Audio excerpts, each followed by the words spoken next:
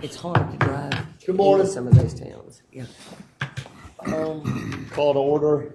Can I have approval of the meeting notes from March 24th, 2022? So moved. So moved. Second. Second. All in favor? Aye. Aye.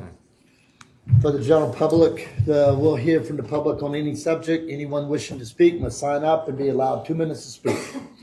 The committee shall not enter any discourse with the public. There will be an opportunity to speak about the specific project being considered today, immediately following that project presentation. Staff update.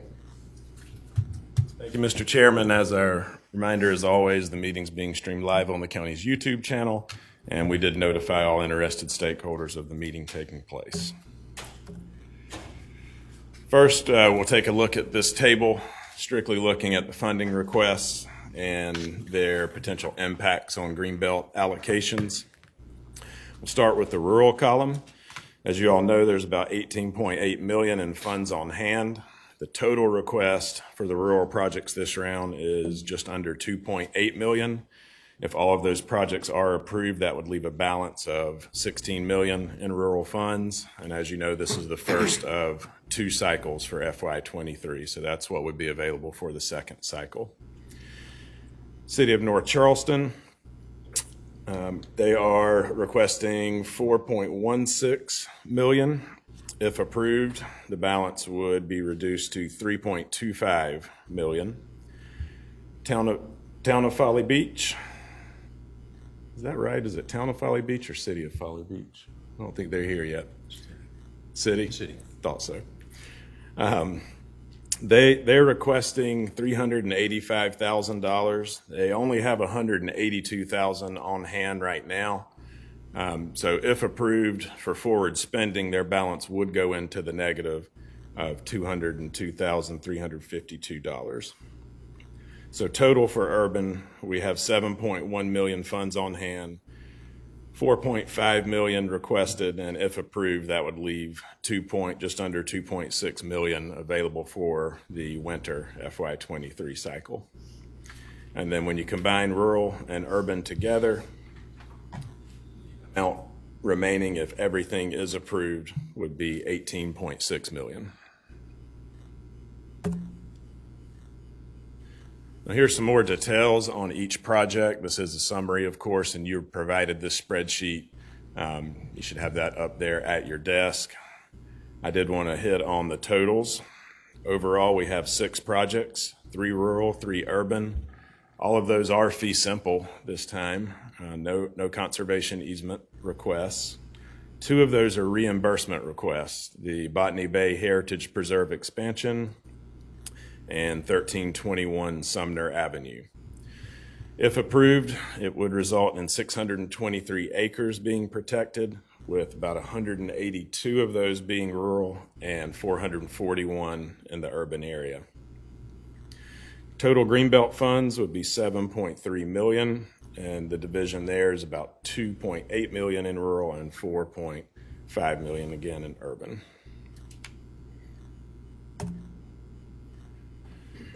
So if you're ready, Mr. Chairman, we can go ahead and Go ahead. all right, we'll move on to the next item, and I'll provide a summary of our first rural project to be considered.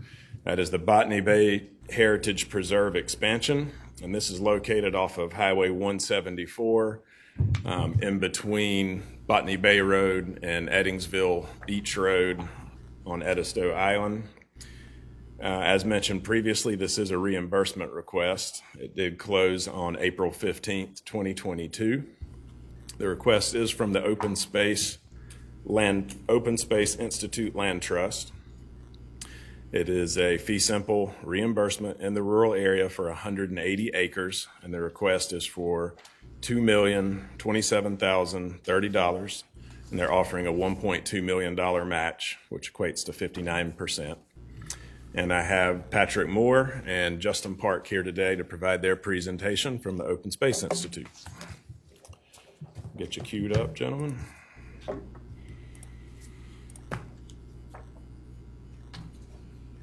All right, all yours. All right. Thank you, Eric, and good morning, Mr. Chairman and members of the committee. My name is Patrick Moore. I'm a senior project manager for the Open Space Institute.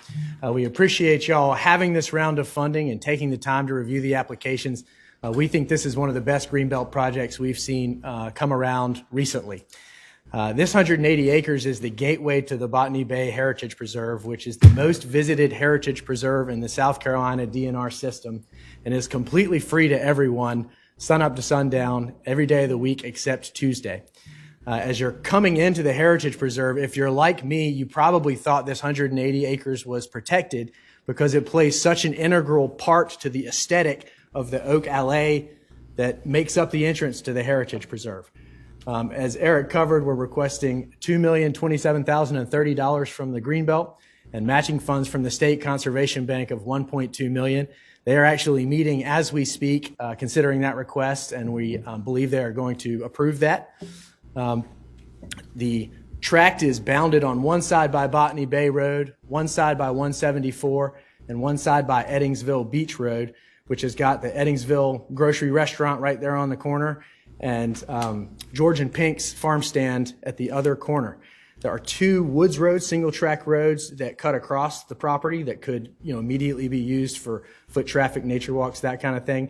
But the property would be worked into the Botany Bay management plan as revised every so often by South Carolina DNR. We'd be looking to convey the property to DNR in the first quarter of 2023, hopefully early in the first quarter of 2023. So with that, I'll stop and take any questions.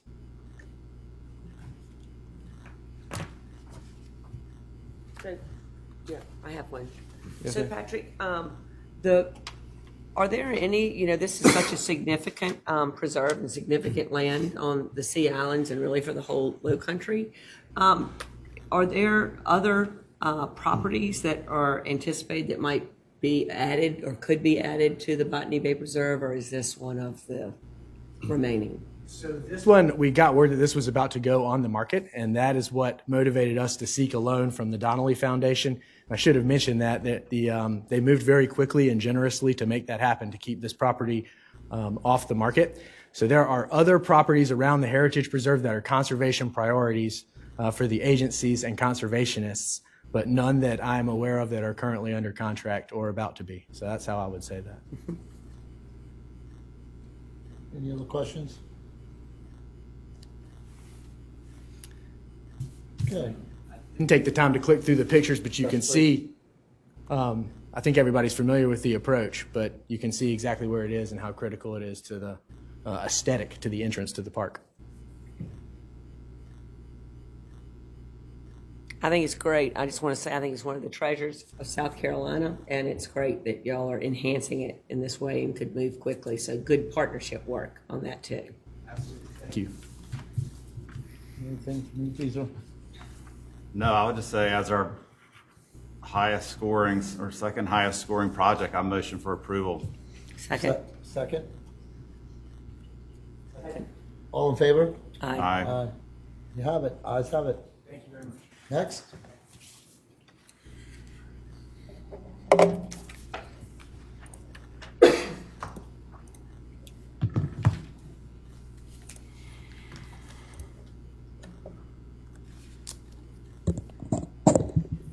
Oh, we forgot the comments to speak specifically to the project. I don't think we have any general public here. I didn't have a paper to call anybody.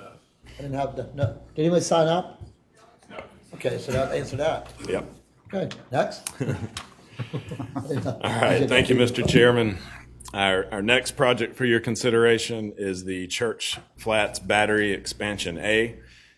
This is part of the larger Stono Ferry Battleground, which Mr. Bostick will tell you about shortly. It's located at the end of Bryan Road on the Stono River in Hollywood.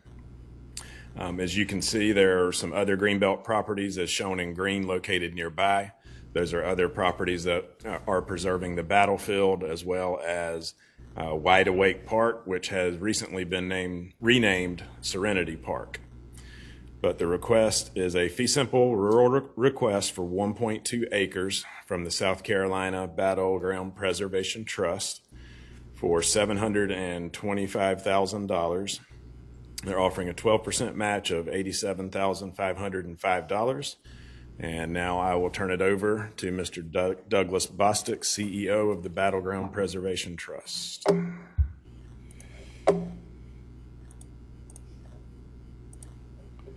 Mr. Bostic. Good morning.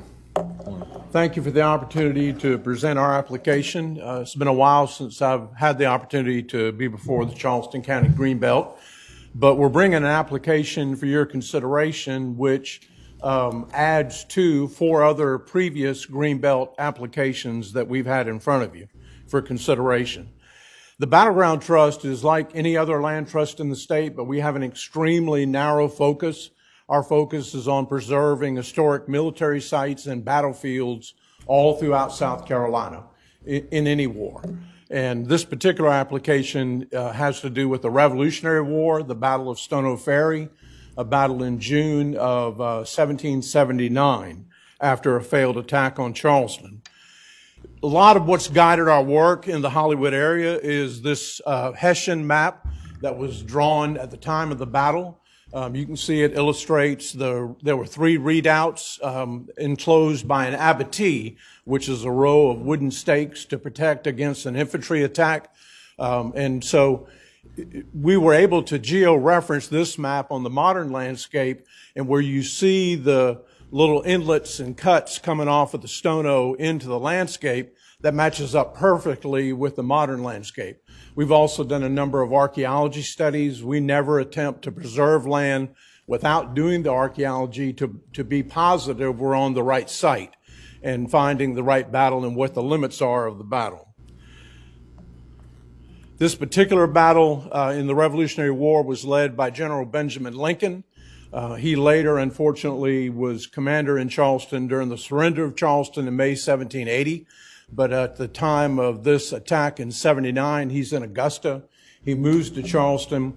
And this battle is a battle between the rear guard of General Prevost, who's now withdrawing back to Savannah, and the Patriots trying to be sure they run him out of town.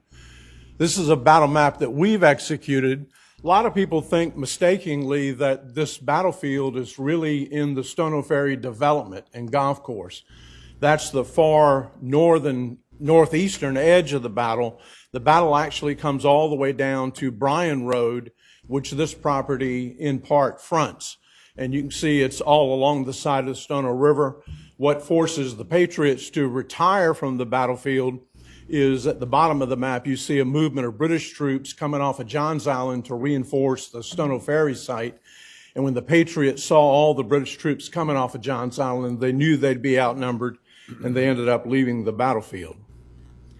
There are 2 paintings of this battle. One of the Patriots killed was Colonel Owen Roberts. He was a pretty big deal in Charleston artillery companies during the Revolutionary War. Also at this time, he was the senior warden of Old St. Andrew's Parish Church in West Ashley. He was hit by a cannonball in his leg, and there was no way to stop his bleeding, and he ended up dying of that wound. This is a painting held in an art museum in Philadelphia.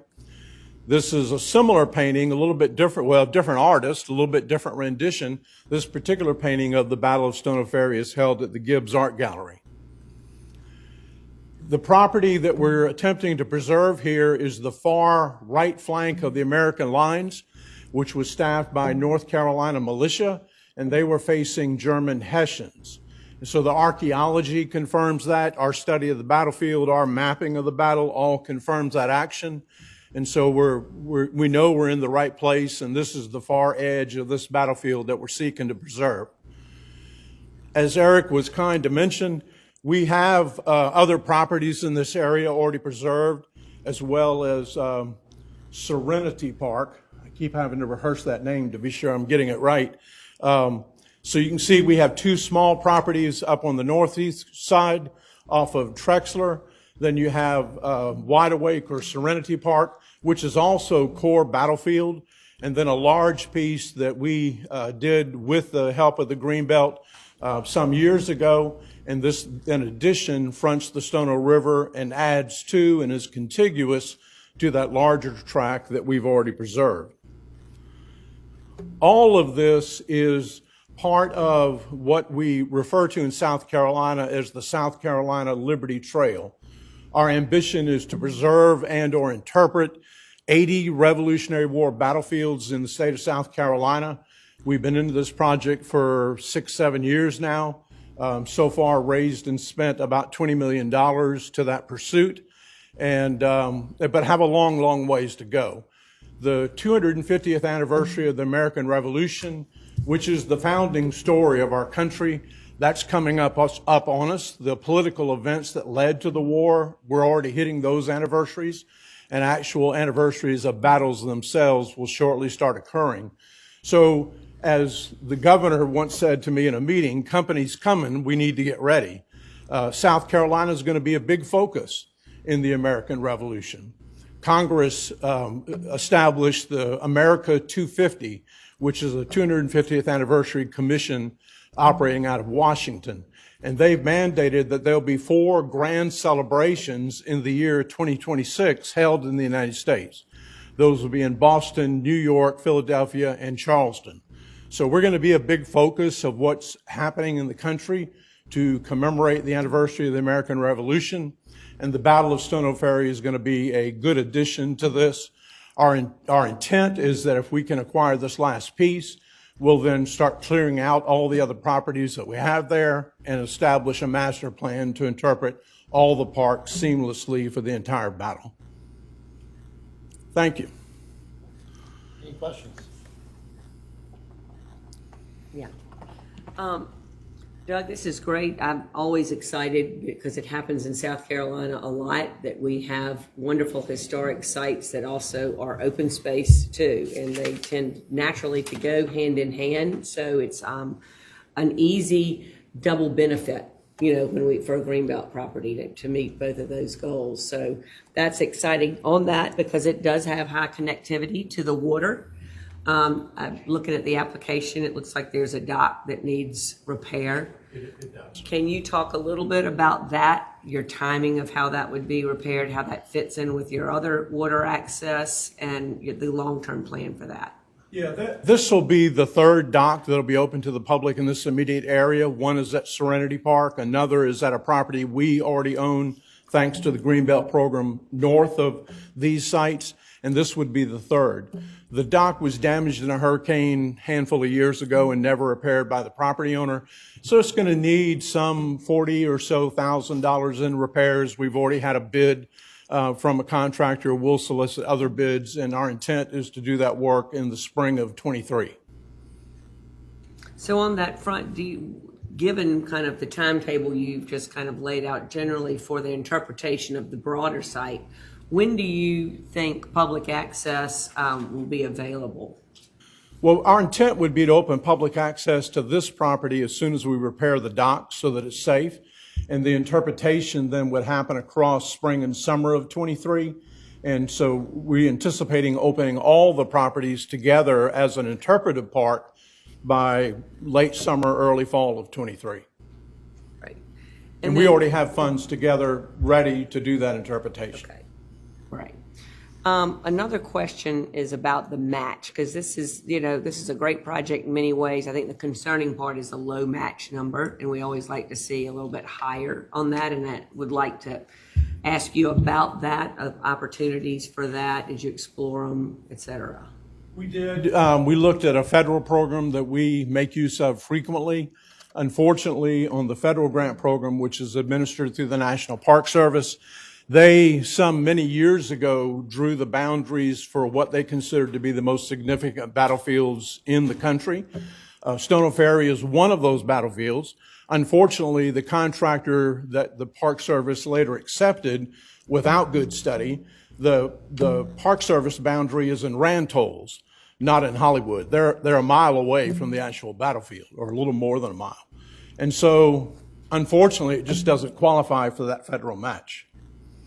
Now, we, a couple of years ago, sent them revised maps proposing that they amend that, but you might imagine the federal government doesn't move swiftly, and so far no action's been taken on that. And I'm curious, for a property like this, and y'all are a land trust and permanent protections, you own this, Would there be any plan for permanent easements on the property long-term? There are. Once we have everything in place, including the interpretation, then our plan would be to grant an easement to another land trust. And oftentimes people say, well, Doug, y'all are a land trust. Why would you grant an easement to somebody else? And my theory, the way I explain it to the public, is we need to hire a sheriff to watch the sheriff. So we want somebody making sure we do what we say we're going to do. And of course, the Greenbelt staff here in Charleston County does a marvelous job of monitoring these sites and as well, but we do want legal recorded permanent protection. I think that's great. I think you can't reinforce that enough. Easer. Can you go back to the slide that shows the dock, please? We didn't actually put in a slide of the dock. Oh, Eric, that has there's a photograph of the top of the battlefield. Area with the dock on it. There we go, right Here, there. okay, yeah. sorry. And so the battlefield significance and the historical significance is awesome. It seems great. Can you speak a little bit to the waterfront connectivity and what that might mean to people visiting this park? Like what can happen on that dock and what can happen on that waterfront outside of sort of historical appreciation, like just pure recreation? What can happen? You know, let me say, as a professional historian, I would love to think that everybody visits these battlefields to soak up the lore and history of these sites. A lot of people go to these places to walk dogs. Other people go for a picnic. At a site like this, people are going to go to fish and crab. Doesn't matter what they go there for. We just want these sites to be appreciated by the public. And if you didn't intentionally come for history, maybe you accidentally soak up a little history while you're there. So we appreciate all the different ways that people might come to this property. The floating dock was ripped away by the hurricane. We intend to restore that. The main dock is still standing, which would be great for fishing. But, you know, in Charleston County, one of the great pleasures for anybody in the public is the thrill of throwing out a crab net or just dropping a chicken neck on a string and catching crabs or fishing. And there are increasingly decreasing places to do that in Charleston County. So we think that the Stono River is an excellent place for this. And it has good frontage on the water. And this dock, once repaired, will be a premier attraction, we believe. With good access, parking's close enough to get to it easily and all those kind of things? Yeah, fortunately, the property has no infrastructure on it, so Okay. parking is going to be ample. We'll identify intended parking spaces and put out trash cans and benches and all those sort of things. So yeah, the access is excellent. Just real quick, going back to how we walked around it, how do you see people accessing it when it ties into your other property? Where are they going to access from? Two ways. This property fronts Bryan Road, so you can come off of that side. Our intent is also to create access through the larger property just above it. So you can come into this particular property in two directions. Mm-hmm. And our intent would be to install signage to direct people accordingly. As I recall, it was a little bit difficult getting there from off Bryan Road, right? Only because it's grown up I and guess. needs to be thinned out and manicured, but we intend to do all that. It's a beautiful spot. Do you have a motion? So moved. Approval. Second? Second. All in favor? Aye. Ayes have it. Next? Is there any public comment? Oh, we had no one sign up. Oh, for anything? Okay.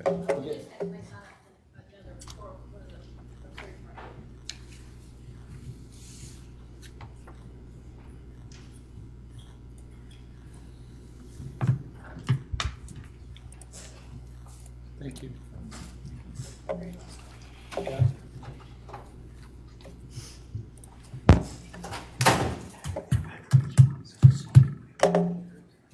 All right, Mr. Chairman, next project, FY23 Summer Rural Greenbelt Projects, is the Keefe Kinlaw Scenic Buffer. This is a request from Edistow Island Open Land Trust. It's located off Highway 174 on Edistow Island, located just down the street from Kings Market. It's shown in red there on your map, and you can see it's surrounded 180 degrees by existing Greenbelt properties, and there's some also other protected land across the street and other Greenbelt properties in the vicinity. The request is for a fee simple acquisition, 1.2 acres, and $30,000 coming from the Greenbelt Rural Funds. The match offered is 52%, or $15,675. And Tom Austin is here, Land Protection Specialist from Edisto Island Open Land Trust, to provide his presentation.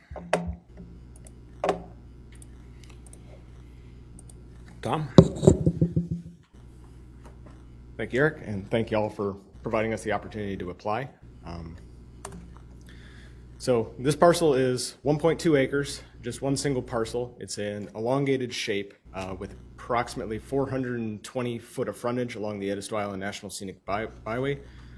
Currently, it's vacant land, and there is a major transmission power line that transects the property. It's on the north boundary on the west side, and then tilts down and heads towards the southeast corner as it passes through the property. There's currently no existing structures, but this property did support a residence from, I believe, the 40s until it was removed in the late 80s.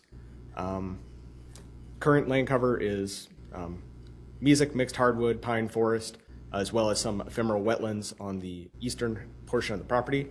The property supports a substantial number of grand trees for its size, most notably grand live oaks, as well as several American elms that reach the grand classification. And as we all know, American elms have not been doing well in the last 100 years or so. So it's very great to see that there are mature trees existing on this a parcel as small as this, when they're not particularly common on Edisto Island.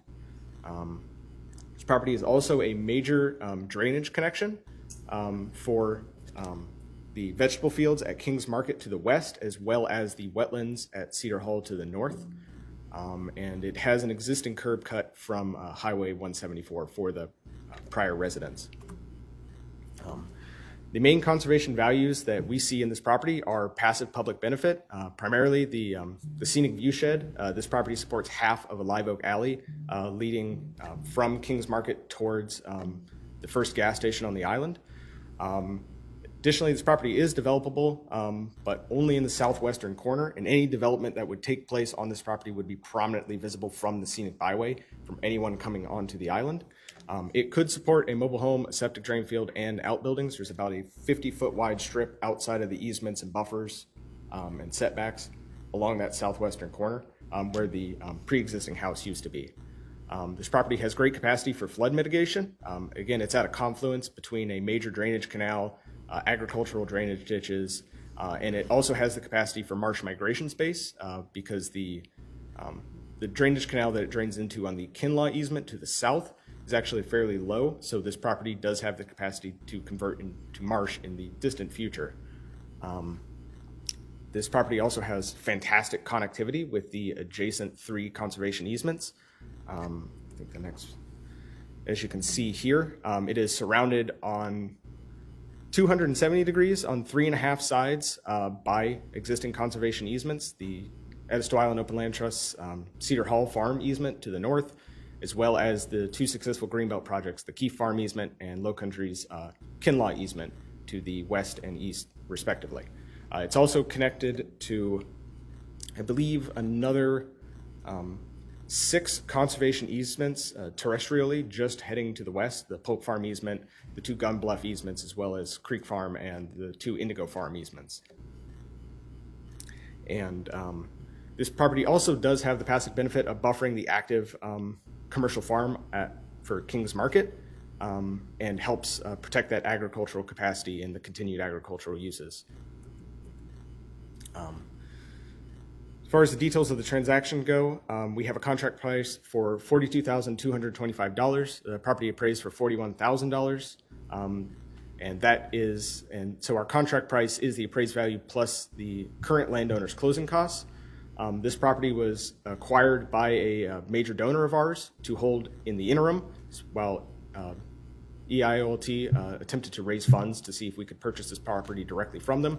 So in recognition of that substantial financial risk, we're paying for their prior closing costs as well, and that'll be covered out of our portion of the match.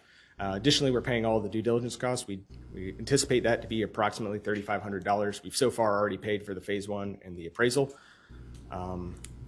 And so in total, we're requesting $30,000, and we will be matching $15,675 of that. We've had a lot of support from adjacent landowners. Y'all have letters of support from Willis Keefe, Stephen and Karen Rhodes, who are owners of the 2 adjacent Edisto Island Land Trust easements, as well as we have a letter of support from Kings Farm Market, who operates out of the property to the west.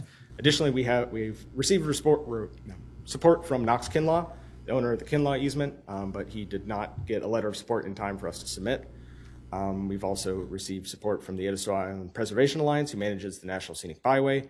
And like I said before, the current landowner is holding it in the interim for the Edisto Island Open Land Trust, and they're selling to it at their cost. That's all I have.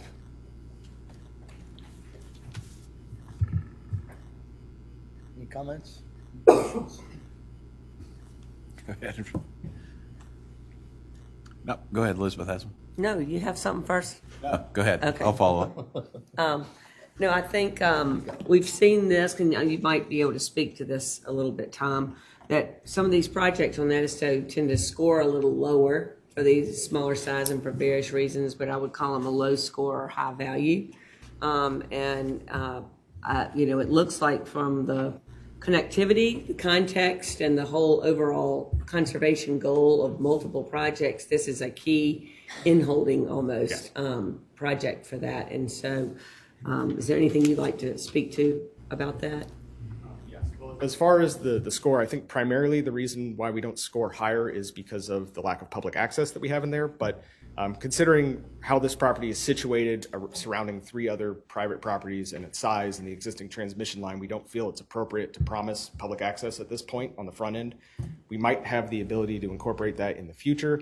We might have the ability to incorporate that through land uses at Kings Farm Market next door, but at this point in time, we can't promise anything as far as public access. Right. Taylor? Yeah, I just to add, I think, it isn't in a large piece of property, but people are pretty creative when they buy land down there, what they put on it. And you're right, how it links up with the other Greenbelt properties, it'd be terrible if this little piece ended up being a distraction to everything. So I think and I appreciate that the work that the trust is doing to increase the match there as well. Mr. Ray? Approval. Not second that. All in favor? Aye. Aye. Ayes have it. Thank you. Next. Chairman, we have 2 of our 3 presenters for the urban projects already here. Let's go. Did you want to go ahead and roll right into those? Okay. Third show up. Give me just a second. I need to open those presentations up for them. But are we doing the Lake Barker today? No, sir. That one was withdrawn yesterday. Yes, sir.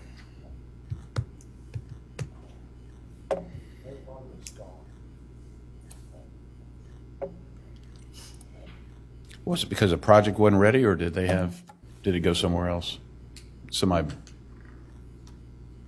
Can you share anything with that? We typically don't discuss any details of the projects until they actually get here and are presented in a public forum. So I do think we'll see it again, but there were just some last minute things where it had to be pulled.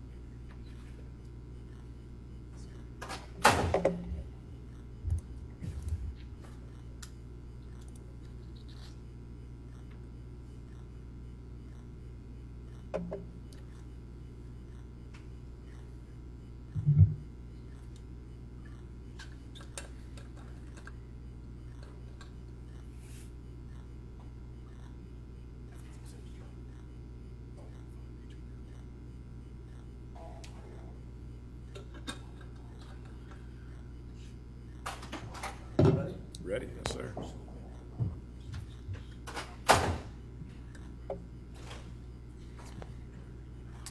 Yeah, we thought these might take longer. That was the reason we had planned the break in between, and then we lost that one project. Fruit So- back there, pastries. Oh, really? Yeah. I was getting ready to start eating. Oh, nice. Let's go. But we'll head there after. How about Okay. All right, we'll move into our FY23 summer urban Greenbelt projects. The first one for your consideration is Horace Park. It's a City of Folly Beach request for fee simple acquisition of half an acre, which is 2 of their city lots. And they're located in pretty close proximity to another Greenbelt property. I believe that's the Bark Park on Folly Beach, and right around the corner from other existing City of Folly Beach public properties. The request is for $385,000 of Folly Beach's urban funds, and as mentioned previously, their preference is to be allowed to forward spend from their future allocation, their future lifetime allocation. They are offering a $236,250 match, which equates to 61%. If you did allow that forward spending, it would be roughly about 5 years for their allocation to be back on the positive side again. Eric Lutz, Director of Buildings, Facilities, and Public Works, is here today from the City of Folly Beach to provide their presentation.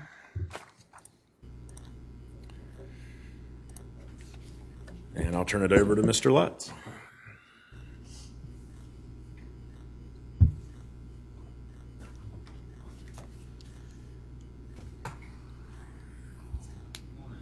Thank you for letting us come up today. As Mr. Davis said, we are looking to acquire 2 undeveloped parcels down at Folly. How do I? Just the down arrow. Sorry about that. No problem. These are 2. Well, here we go.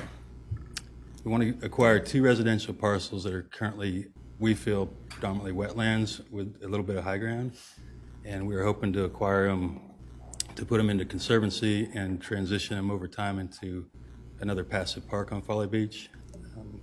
These lots in particular are fairly important in the area that they're on the island. They're kind of a part of the big watershed in that corner, that back corner of the island, and it ties into a finger of marsh and some saltwater fed ponds that cover about 2 acres adjacent to it. On the other side of it, we have an unopened city right-of-way that we keep undeveloped and plan to use for kind of an area where you could park and hopefully bring people in for some signage and maybe a bench so they could take a look at the area where these lots are. Maybe someday we could do like an elevated pathway. We have another portion we can get to the back of these and then swing out through another right-of-way and end up over at the dog park and kind of tie that whole area together. It also happens to be in the general 1-block radius of our municipal tennis and basketball facility. So it's a pretty high-use general area down there. And we'd like to see this just primary goal is conservation, but as well another passive park that we can let people enjoy down on Folly.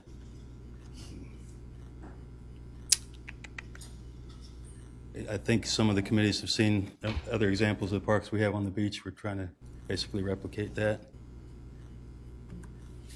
I'm not getting anywhere. There we go. You can see the pictures of the site here. It's pretty extensively wet, so most of it, you wouldn't, even with a raised path, we would stay away from most of it. This is all things I've previously stated. I don't know if you can see that very well. This is an example of our Shadow River Park that we did a few years ago. It's an unopened right-of-way on the west side of the island. And then on the right is another little unopened right-of-way section down on the east end that we call Shorebird Park, but it's just a little passive viewing area with a bench and an informational sign for education.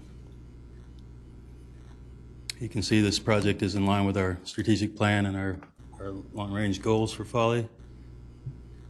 And,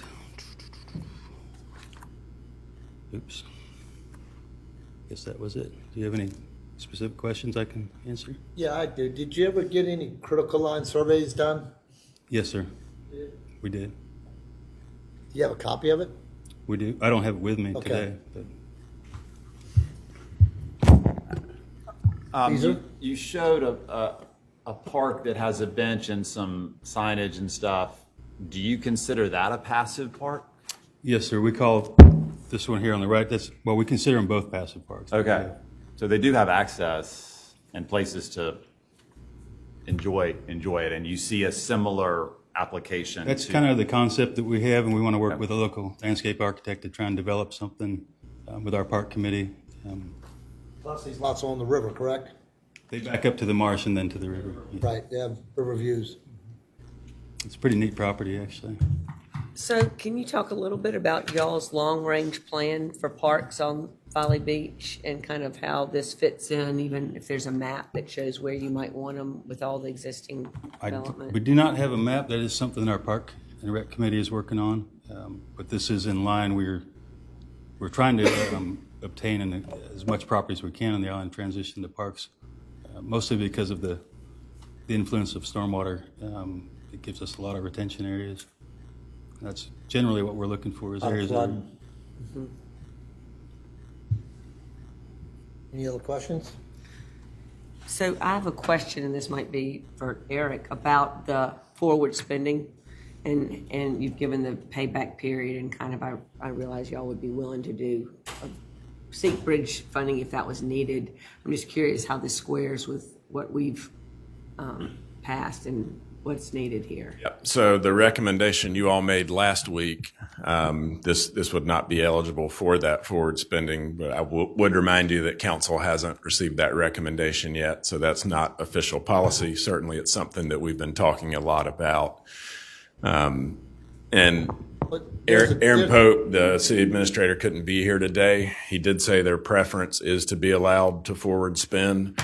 However, if that were not an option, they felt confident they could secure some bridge funding. So if I know that the recommendation we made last week is not applicable now, but if you were to apply that, what would be the right thing to do in this case? I know it's not our guideline. Yeah, I'm just curious. Just looking at the score based on what you all passed, I don't think it would. I don't have those scales in front of me, but I don't think that score would fit into the excellent. I know it wouldn't fit into the excellent range, which is what you all said would be the trigger for allowing forward spending of up to 10%. Forward spending is basically was like big municipalities who got 10, 15, 20 million, as opposed to Isle Palms, Folly Beach, Sullivan's Island, who has 50 or 100,000 per annum. Mm-hmm. I mean, it's not apples to apples. I mean, you're talking about little municipalities that don't have a whole lot of spending to start with. Right. We got these big municipalities coming for us, wanting to borrow 5, 10, 15 million dollars ahead of their spending. Right. Instead of 100, 200, 300,000 as is the case. Right. So that's Right. Well, based on what we kind of talked about at our greater meeting last week, if we were to apply it in this case, it would allow you what you guys have plus 2 years, basically, roughly, of forward spending.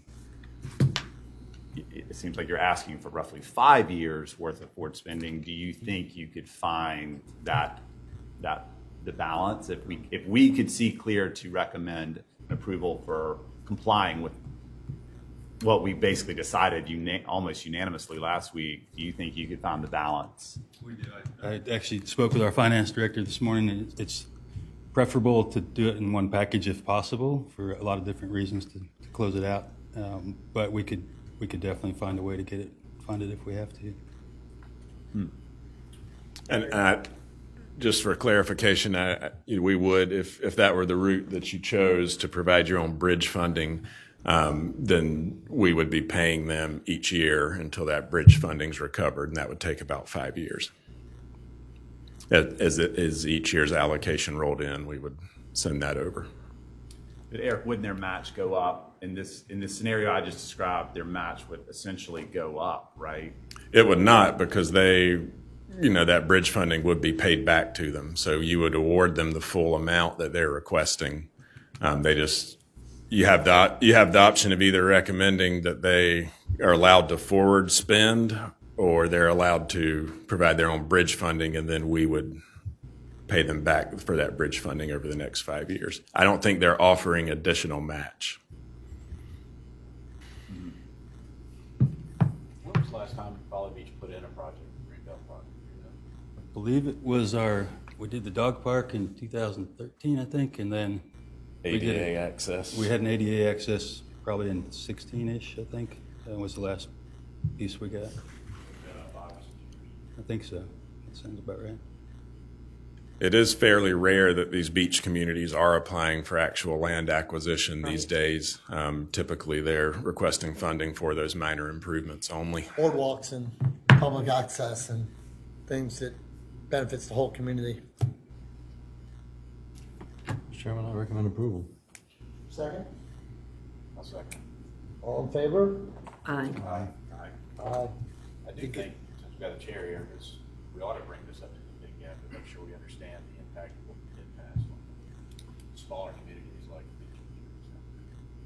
Don't receive a lot of It's just their property values are so high now. Yeah, and it's a practical matter. I mean, if you look at that, what they're asking for, $385,000 compared to these other, that is not going to be a big issue for forward spending.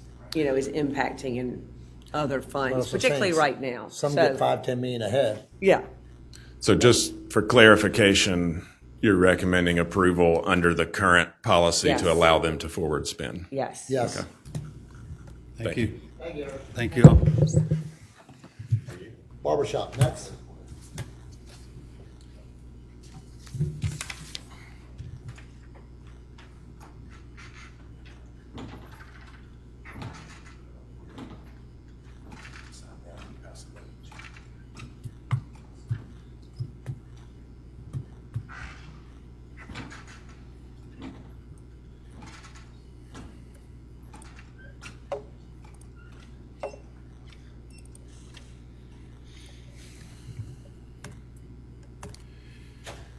Next project for your consideration under FY23 Summer Urban Projects is the Ingleside Weber Park System. This is a City of North Charleston fee simple request for just over $4 million to acquire 440 acres.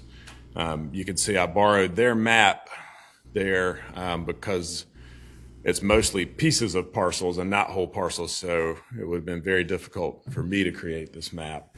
But you can see that it's roughly located between Palmetto Commerce to the west, I-26 to the east, Ashley Phosphate's just off the map down there to the south, and then Highway 78 on the north. It actually borders Highway 78 up there on the northern boundary. They are offering $9 million match, and that is actually higher. The match is now higher than what we're showing there because they've gotten a new appraisal since their application, and that appraisal came in much higher. But I'll allow the applicant to speak to that during their presentation. So we have Justin Park, grant specialist, and Patrick Moore, senior project manager with the Open Space Institute. They're going to present this project on behalf of the City of North Charleston.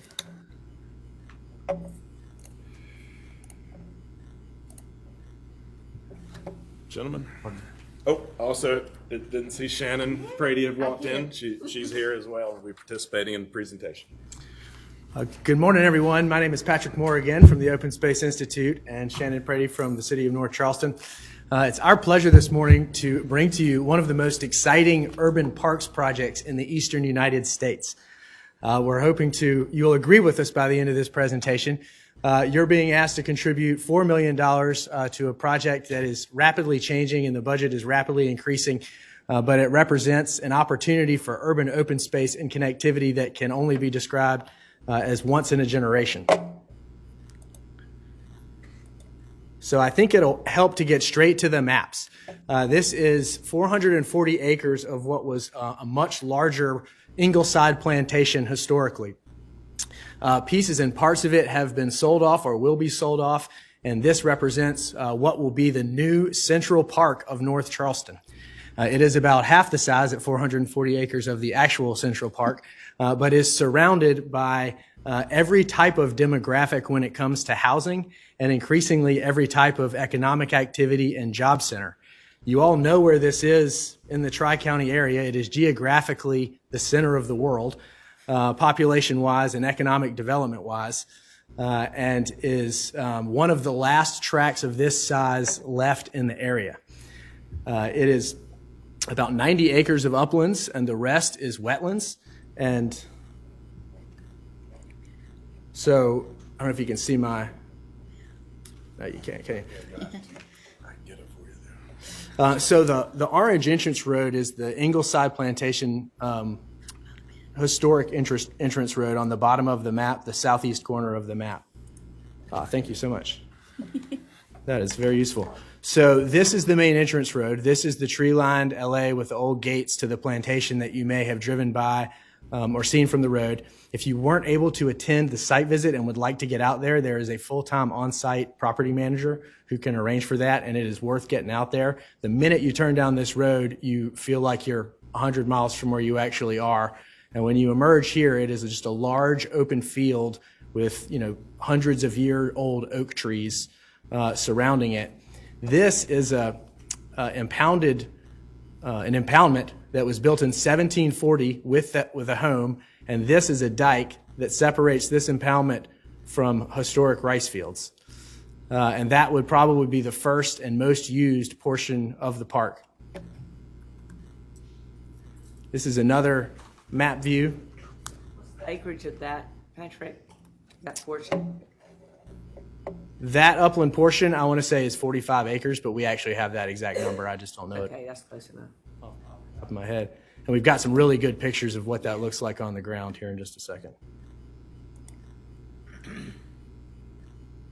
So this is just another view of it with an aerial. This is the entrance road. You've got the Colony North subdivision here. This is, you can see these probably 1,000 units of multifamily from the interstate. And this square now also exists here and also exists here. So a lot of density that would be adjacent and immediately using the park. So on the left is a brick from the home. These were bricks from 1740, sun-dried, not kiln-dried. They literally still have the fingerprints of the African slaves that made them on them. You can pick up these bricks and put your hands in the handprint of the people who made the bricks 300 years ago before you walk down the dike that is just as old and through a cypress swamp, second-generation cypress. The wetland is a wood stork rookery, and we've taken the Fish and Wildlife Service out there, and we've taken DNR out there, and they all just kind of look at each other and say, we can't believe this exists in this place because of where it is and what it's surrounded by. You can see a picture of the historic home there and a picture of the rookery. Up here in the corner, this is the multifamily that is literally next door, and if this wasn't a park, almost certainly what would happen to those remaining uplands. The owner, the seller, is Weber Incorporated, and it's probably, I should have covered this at the beginning, why you're hearing partially from the open space when the city of North Charleston is the applicant. OSI is assisting the city in writing some of the grants to bring the matching funds to the project. And so it's worth just touching on the financing. The land part is $6 million. $3 million from the Greenbelt for land and $1 million for park development for a $4 million ask from the Greenbelt. We've submitted a $1 million grant to the U.S. Fish and Wildlife Service National Coastal Wetland Grant Program, and we should hear on that shortly. We've submitted a $1 million grant to the State Conservation Bank, and they're deciding that today. And we heard that this was, of the 40 projects submitted to the Conservation Bank this round, this was the #1 project out of all 40 from around the state. And then the last $1 million for the land will come from the city of North Charleston, Weber Incorporated, TIF, or Tax Increment Financing District. There is a new program, well, it's not a new program, but a recently revamped and incredibly well-funded program called ORLUP. It's the worst acronym ever, or the ORLP, the Outdoor Recreation Legacy Program, and it is a subset of the Land and Water Conservation Fund. And you can now apply for $10 million per project to build out parks. And when you read the recently revised criteria, it was like they were looking at a map of Ingleside and writing the criteria so that we qualified for the full 10 million. So we are in the process of applying for that full 10 million for park development, in addition to the million that we're asking the Greenbelt for park development. So the total project budget, because of these ORLP developments, this has all happened, as we've applied, has gone up because we think we've got a great chance of bringing home most or all of that 10 million. It's an interesting shape, you probably noticed, an interesting mix of wetlands and uplands. And so we were curious about the value, and the seller provided a initial appraisal from Colliers. It was a use PAP appraisal, and it came back at 18 million. Because we're submitting for federal funds, National Coastal Wetland Grant funds, we had to do what they call a yellow book appraisal, which is a federal requirement, a slightly more detailed report and approach. And it came back at $33 million. And that was very recently. And the talk around the office was, we were waiting for the phone to ring and for the seller to adjust their asking price based on this new yellow book appraisal. And much to their credit, that didn't happen. Something I should touch on is the foresight of Weber Incorporated as they've developed Ingleside Plantation. As they've sold off parcels, which they have done to some of the region's largest employers, they have maintained trail easements along the parcels and the access needed to keep the connectivity along the wetlands. And so it took a lot of foresight and intentionality over many years to keep that shape and that connectivity. You probably also notice as you drive through Ingleside that all of the pedestrian infrastructure is already there. These amazing 4-foot sidewalks that are 3 feet off the main road and the street lights, and it's all already there. And so there's connectivity that exists outside the boundary of the park. You can get really excited about it inside the boundary, but what it connects to in other parts of the city is also very exciting. Thought I did. So this is probably the best map. And so these are the streets that have been improved with the sidewalks and the street lights. There's about to be a new exit on I-26 right here. That's in the plans with South Carolina DOT. Not sure what number that'll be. This is all CPW owned, right? You can get excited about eventually connecting this over or under the interstate to Wanamaker, which comes all the way here. This is CPW owned, so that is a reasonable future acquisition. Yes, it would be expensive to go under or over the interstate, but we're about to spend $40 million to bike across the Ashley and $700 million on bus rapid transit. So we think long-term this isn't an unreasonable thing to think could happen. I would be remiss to not touch on the drinking water angle. It looks like it would drain to the Ashley, but it doesn't. It drains to the Cooper. It drains to the Bushy Park Reservoir, where the drinking water intake is. Interestingly, the canal from the Edisto that you hear about and read about, the backup water canal that was dug 100 years ago, crosses the property. I haven't actually seen that on a survey where it crosses the property, but two drinking water angles in terms of drinking water infrastructure and importance, right? So it's the headwaters to the Bushy Park drinking water intake. I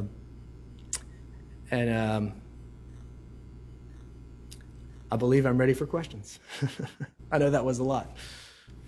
Yes. So just following up where you are, because I'm interested in really, the foresight of the connectivity and really anticipating the significance of we'll call it the Central Park effect for North Charleston.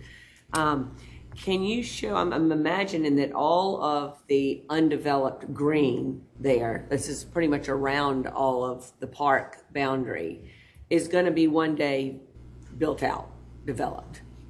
It is. That's the plan. And you'll see, you can speculate, right? But that's about the right size for a large grocery store, commercial center type development. And the vision is to have these future tenants have the park be a certainty so that they can incorporate all the benefits of that amenity into whatever goes there, which is not as easy to do if it's, $20 million away into maybe. Yes, so that's exactly what I'm getting to is access that's not necessarily driven by a drive to park experience, but actual, I'm going to call it that central park, which is where you have multiple uses and living right there on the boundaries, and they can get in and out, and it's just kind of fluid like that. That is the vision. There's 700 families living right here, right now. Colony North can, most of the people have back gates through their backyards, or will if they don't, once it's You've public. even got hotels that back up to it. And there are, I can't name them off the top of my head, but there are several lower income manufactured housing neighborhoods and developments that would also have pedestrian connectivity. And there are, it's not on the map, but there are strategically located pockets of upland. This is the big usable one with the access. There's also a good pocket of upland that would give this piece independent utility, but it's across the railroad track.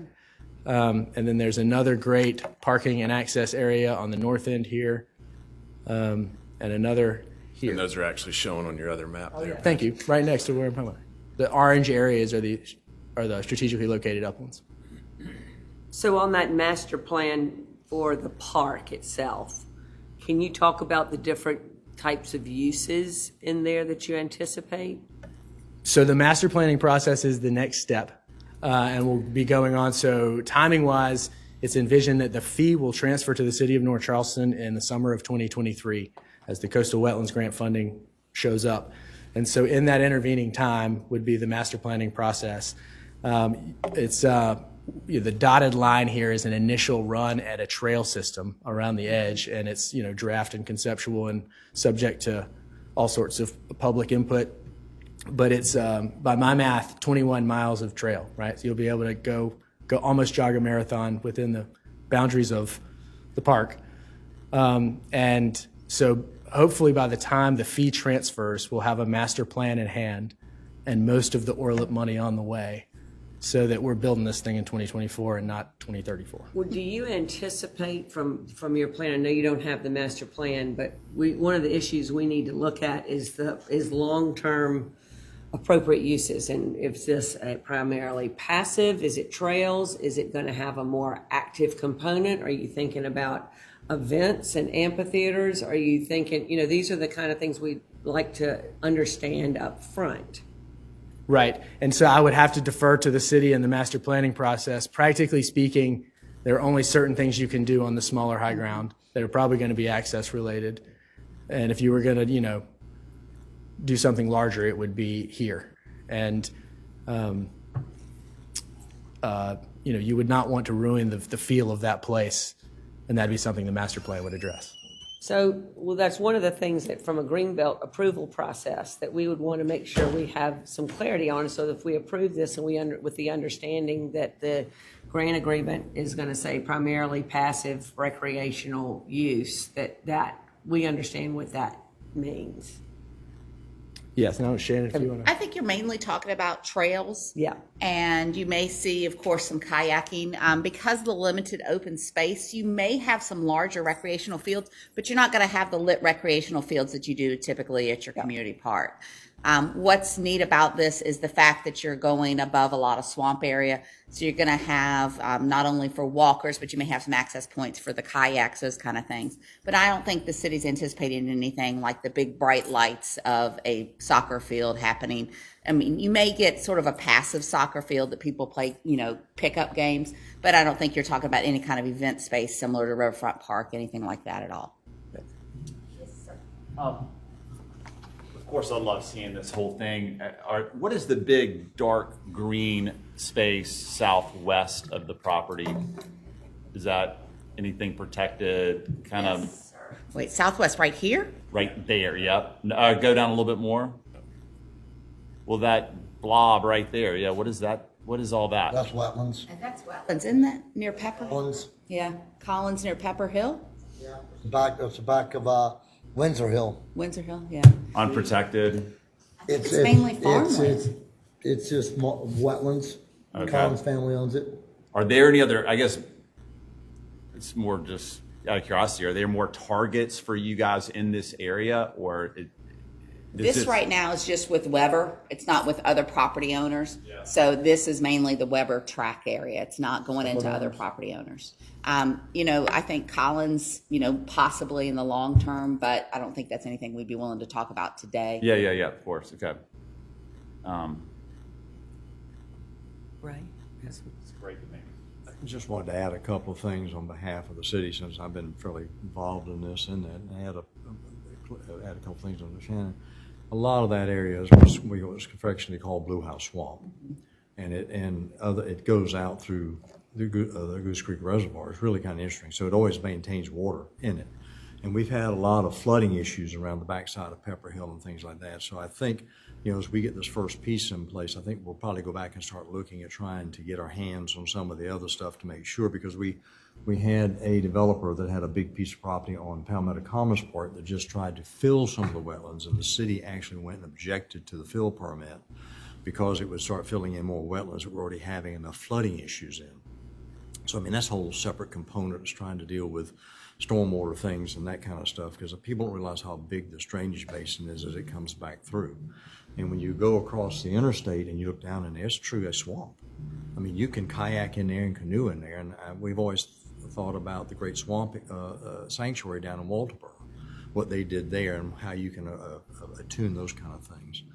And just as a little clarification too, a lot of this dates back to the Native Americans. There's an interesting component to it, because not only did you have Ingleside Plantation in the 1740s, there was also Woodstock.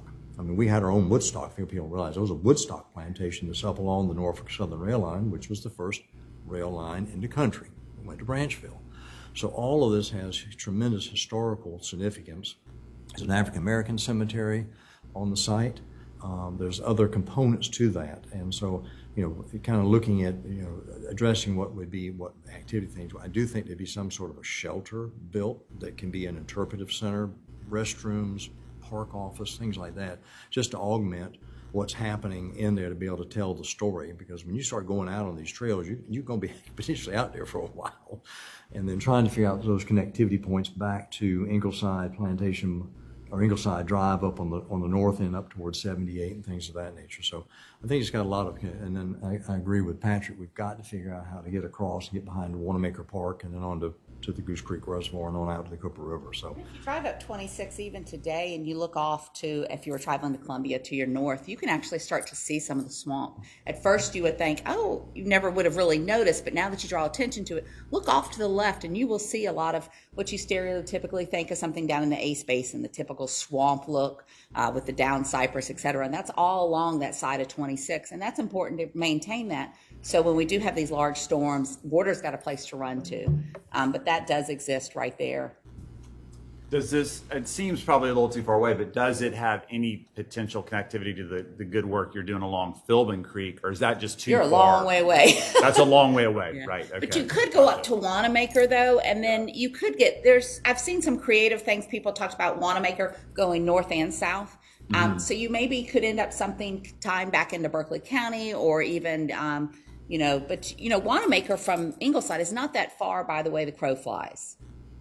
And just out of continue with it, actually, the Goose Creek Reservoir goes into what is called Turkey Creek. Yeah. Up in Hanahan, it comes out of the Cooper River. Then you've got Philbin and the Noisette. There's the three tributaries that come in on that side.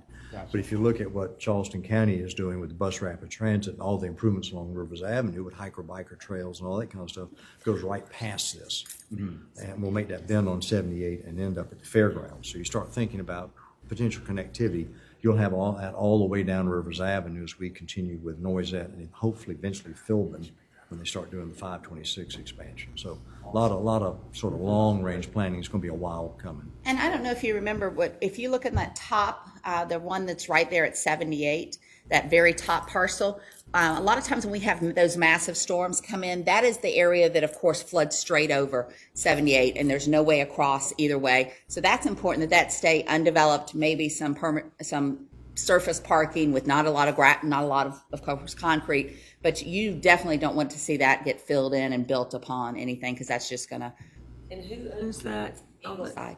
Oh, the other side the is other CPW. side CPW. Yes, ma'am. Right, and where's the Charleston Southern trails that would Charleston potentially- Southern this is actually 26 right here. I'm sorry, I'm kind of not real steady hands.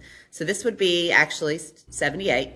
So Charleston Southern is right here. Yeah. Here is Wanamaker. And so I think CSU stuff is all going to be obtained right in this area. So you're really, literally you've got, this is the CPW track that we're talking about, the Charleston Water, or CWS, I'm sorry. This is their track, and this is the area that floods. If you go back and even just Google the flooding on 78, this gets 3 to 4 feet, pretty much any big storm we have. So it's really important to keep this area, allow that water to flow, see what happens. But this is, again, 26, and if you look off pretty much right after Northside Drive and stuff, you can start seeing some of the water start to appear in here, some of the swamp. I never knew it existed till when we were talking about this, and my husband was driving, and I actually purposely looked off to the side so I could actually see it. So I think one of the things that is exciting about this is, and you're talking about this, Patrick, is the match. And one of the things we really like to see, particularly for the municipalities, is bringing in these different levels of match, whether you're talking about those federal, and you got to be paying a lot of attention to know that that is in this last farm bill that had that. And so I think this is a good example of when you dig, you can find it. Now, whether you get it, we hope it all works out, but you've got a lot out there. And it doesn't have to be this year. We've got years that we can do it. Exactly. It's a long-term project. So that's very exciting, and I just want to commend you on that, because I know that's been hard for some people to be able to bring to the table. It's not always there. So This is more of a regional. Yes. I mean, this is not something that's just only going to enhance Charleston County, but you're going to also draw from Berkeley, Dorchester. Even something like this, you could draw tourists from elsewhere, especially with the hotels that are along that area, and then backing up to Palmetto Commerce. International business travelers that are here would actually access it as well. Just a couple of questions. This is a beautiful piece of property. If you hadn't had a chance to go out there, it's well worth the trip. And I like the Central Park. I felt like it because the one picture that you had with you have the building, the apartment complexes rising over the trees, and so there is a lot of pressure. One of the big selling points is the wildlife piece that you emphasize there. There's going to be pressure around the outside of the park. How much do you think has already been developed? And then how do you manage it so the development doesn't impact the wildlife inside the park? So, answer the first question first. I think the total before subdivision acreage on the Ingleside Plantation was approximately 2,000 acres. And so this is 440, so they've developed approximately 1,600 acres of it. Consultation with the U.S. Fish and Wildlife Service and the South Carolina DNR is how you maintain the integrity of that rookery. And the conversations to date have been, please let us walk down the dike because it's incredible. And they understand that that's really the best public experience. And then they will probably recommend some setback from the shore of that pond and limit certain highly invasive, loud, light-filled activities from a certain type of buffer. But we lean heavily on the biologists to tell us, what won't bother the animals that are there. What percentage do you think the surrounding area has been developed? How much more should come in? In terms of everything that's not the park is being marketed. I know. And we can get the exact numbers of what's under contract and what's still for sale. 70% developed, not 30-40% to be developed. Okay. 60%. Yeah, 60%. 60 to 70. So following up on Taylor's line of questioning, because I think it's really important here, which gets to the relevance of what we approve as the appropriate use, that would be the terms of the grant agreement. And I'm hearing you say, so this is a question, that efforts to protect the natural integrity, whether that's the wildlife or the wetlands, the lands, the entire open natural areas, is the overall goal of this, with obviously human enjoyment of that, but that integrity, preserving that is an important part of that. So I'm thinking about what the right kind of language for the grant agreement is going to be. And Eric, I just want to make sure we're having conversations about that and we understand and are like mind that we are hearing that this is a predominantly natural open space protection with public access for passive recreational use. Yeah, passive. Okay. And the coastal wetland grant agreement language could inform that conversation and is Yes. very protective of Okay. particularly So the we can wetlands. coordinate that language so that makes it enforcement of that really a lot easier. And what we look at is the actual application, the uses that are listed in there. And I don't have the full application in front of me, but we did take in the project summary, it says the park will feature historic grounds, trails, picnic areas, and passive green space. Right. And then that grant agreement actually incorporates the application. We attach the application to the grant agreement when we record it with the deed or deeds. So that's what we look at. And if they, for some reason wanted to do one of these uses that's beyond that scope, they'd have to go through the same process as everybody else to come back and get that approved. It's good to have this conversation up front. And I don't think the city nor Ingleside would want something that's your typical big lights, ball fields. No, that's not, I think, what they're aiming for. I think they're trying to keep the integrity of the parcels as is. Okay. Well, it's very exciting, and I like the big vision and being able to do that. So it's exciting to be able to approve Greenbelt funds or recommend that for a project like this. It's a lot of acreage. It's a lot of acreage. I'm ready to move Okay. approval Yep, if, yep. Motion, please. First, second, all in favor? Aye. Mr. Chairman, I'd like the record to show my abstention. You recusing yourself, Mr. Anderson? Yes, sir. Okay. Ayes have it. Thank you very much. Do we have the last one here? It's me. Oh, you got last one too? Oh, you got North Charleston. Okay. Do I have Sumner Avenue for you? Good luck with that.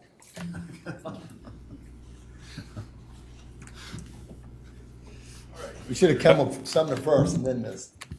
We're out of money. Quick introduction to the 1321 Sumner Avenue project requested by the City of North Charleston. It's fee simple. It is a reimbursement project. I believe you all closed on that earlier this year, back in March. 0.3 acres, and I will note that it does add to the existing Ellis Park, which was also purchased with Greenbelt funds back in 2014. If you look at the map there, you'll see the small red square, which is basically most of the street frontage along Sumner Avenue, was available for sale, and the city went ahead and purchased that. They're requesting the full reimbursement of $156,870, and no match was documented in the grant application. Get you set up. Yeah, if I say good am I.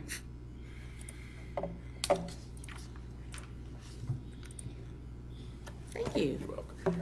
Just keep it down. Okay, cool. Hi, this adds to Ellis Park, which, like he said, was Greenbelt funded in 2014. The main issue with Ellis Park has always been it had zero Sumner frontage. So it was kind of a great park, but it sat way back off the road.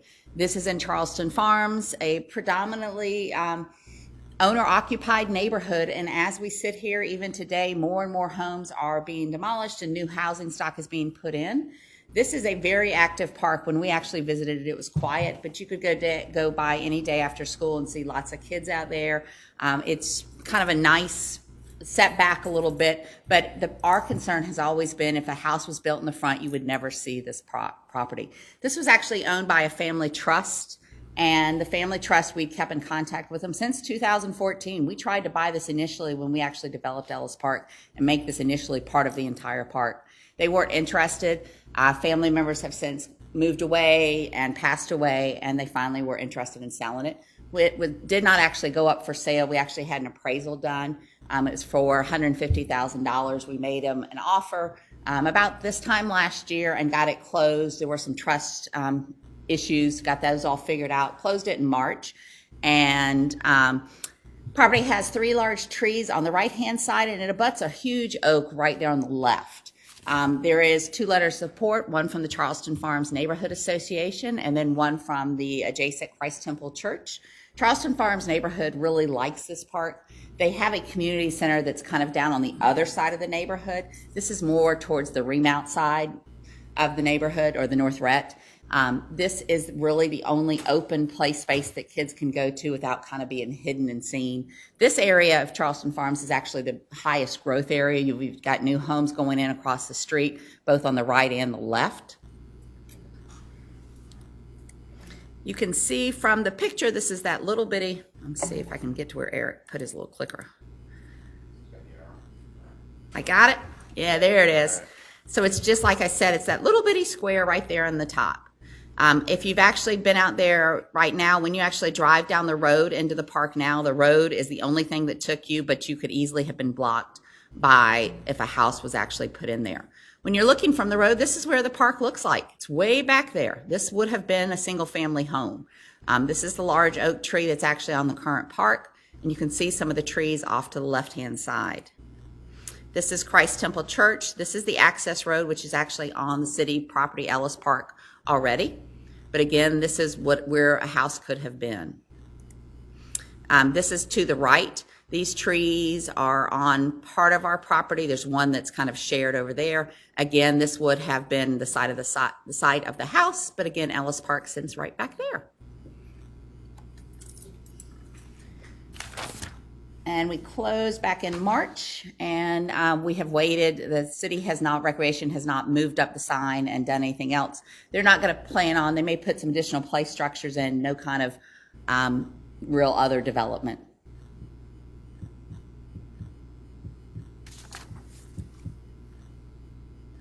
So it's probably going to be like it looks now, just kind of the open space. Open space. And kids can run on, play on just open lands with soccer balls. Lots of soccer Yeah. balls out there. Yeah. Lots of little kids out there kicking soccer balls. And that's what it'll remain as, but we'll probably do some landscape. When you go through there, there are some holes in the land, needs to kind of be more flat for the kids. But yeah, it'll just remain a nice open space. A lot of the houses in the community are more of the smaller lots, so this is a great place for the kids to be able to run. Whatever signage and stuff will come forward to Yes, make sir. it obvious it Oh yeah. be enjoyed. Right now, the sign is way back here. I was trying to see if you could see it. Yeah, so it would actually, you can see it. It's right back there, which it's crazy to say that was actually where our property started. So all this could have been where the house was. So this sign will move back up here, so you can actually see it from Sumner Avenue. On the sign, it does say have a Greenbelt sign, so it is noted that it is Greenbelt funded. When this park was actually built and opened in 2014, Charles Ellis used to be the president of the neighborhood council and was a very active member of the community. So this has been a really good thing for this community. Were the letters, support letters in the package? Did I miss those? Those were received after the application. I sent out an email about those, and we added those points to the score after we'd averaged all your scores.